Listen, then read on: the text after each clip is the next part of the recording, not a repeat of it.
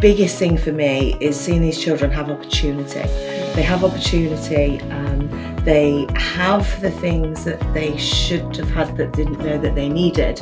There's so many little wins in it. The rewards are, and from a personal level actually, because, having had a career and having a few diverse jobs and having satisfaction from that, I think, would I want to change and go back actually?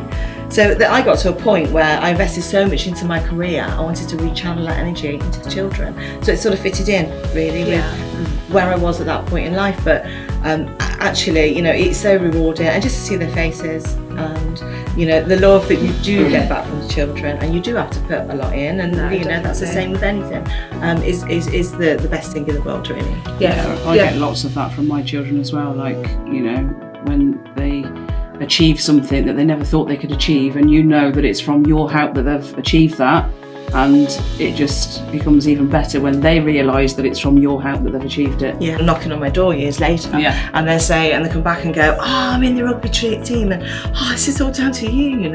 It's heartwarming. Really it is, and that is a big reward. I think the biggest reward for me is like special occasions. Like, they've never celebrated Easter, they've never really had like big Christmases or their birthdays, and I'm like crazy, I'm all out, I'm all in. You are. And I'm like, oh my gosh, I think it was Christmas Eve, some of the children came downstairs, they thought it was Christmas Day, because there was the jumpers and matching pyjamas, and it was just fantastic, and they're just overwhelmed, and I love it, it's my favourite time. Having experiences that they've not had before, especially for them occasions that, sort of children that are nurtured, it just becomes natural, doesn't it?